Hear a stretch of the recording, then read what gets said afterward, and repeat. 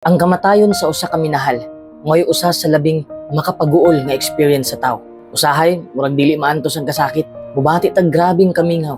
Ningawon ta sa ilang mga gakos, sa ilang baho, ug sa ilang kabuutan. Namatyan ba kag minahal? Anak man, kapikas, igsuod, ginikanan, o suod nga higala. Siguro naglisod ka sa pagdawat sa nahitabo. Siguro imong gipakita nga okay ra ka. Pero deep inside, dili di ay.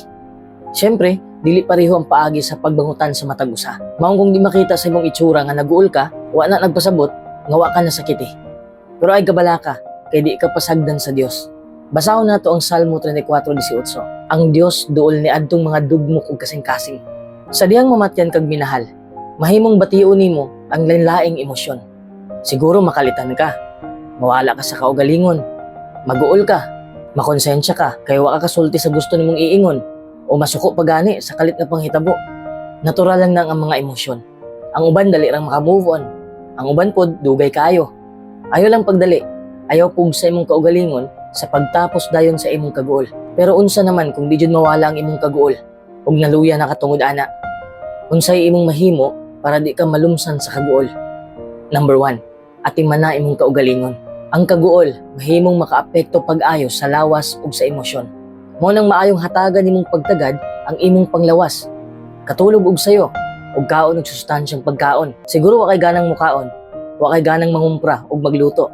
Pero kung di ka mukaon, magsakit ka, ug mosamot lang ang imong problema. Kaon bisag ginagmay lang para himsog ang panglawas. Kung kaya pa nimong mag-exercise, mag-exercise ka. Bisag maglakaw-lakaw lang ka sa iyong tugkaran. Ang kasarangang ehersisyo makapagawas og mga endorphin. Unsa man ang endorphin? Mao ni siya mga chemical nga substance sa utok nga makapaarang-arang sa imong gibati. Number 2, dawata ang tabang sa uban. Importante kaayo nga magpatabang ka. Samot na kung namatyan kag kapikas. Kay pananglitan, kung ang imong kapikas mo'y nanginabuhi o kahanag atiman sa mga buluhaton sa balay. Basin sa sinugdan, malisdan ka nga suluhon ang tanan. Sa maong kahimtang, ang tambag sa mataktikanhong mga higala, dakog ikatabang nimo. Ang Biblia nag-ingon nga ang tinuod nga higala masaligan panahon sa kalisdanan. Maong ayog i-isolate imong kaugalingon. Ayaw pagunahuna nga makapabugat kanila. Ang pagpakig-uban nila mahimong makatabang nimo nga maka-move on. Number 3, ayaw kalimti ang inyong malipayong panag-ubanay. Hinumdumi ang malipayong mga panahon nga gikauban nimo ang imong minahal. Pinaagi sa pagtan-aw sa mga litrato. Tinuod, sakit jud na basta unang pagtan-aw pa lang nimo. Pero sa ngadto-ngadto, mahimong mahupayan ka ana. Maayo pud gani kung imong isulat ang inyong malipayong panag-ubanay. Apil na tong mga butang nga gusto unta nimong isulti kung buhi pa ang imong minahal. Mas dali nimong masabdan ang imong gibati kung mabasa nimo imong gipangsulat. Ang pagsulat makatabang usab nga mapahungaw nimo ang imong gibati. Kumusta man pod ang bahin sa pagtago og personal nga mga gamit sa namatay. Dili man nagsamang opinyon sa mga tawo bahin ani. Ug di na ikatingala nato kay ang matag usa lain laig paagi sa pagbangutan. Ang uban moingon nga ang pagtago ana makapasamot sa kaguol. Para sa uban pod kana makatabang.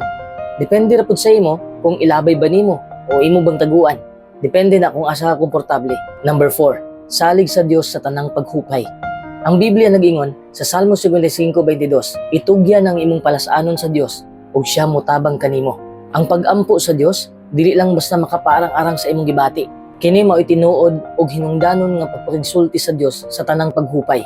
Kinsa nagahupay nato sa tanan natong pagsulay. Ayaw tuguti nga kontrolon ka sa imong kaguol.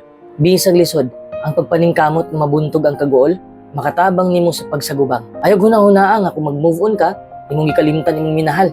Kaya ang tinuod, di jud nimo malimtan ang imong minahal. Usahay, mahinumdum ka sa inyong panag-ubanay. Apan hinay-hinay ra dayong mawala ang kasakit. Di jud nimo bug-os madawat ang kamatayon sa imong minahal. Pero ayaw tuguti nga kontrolon ka ani.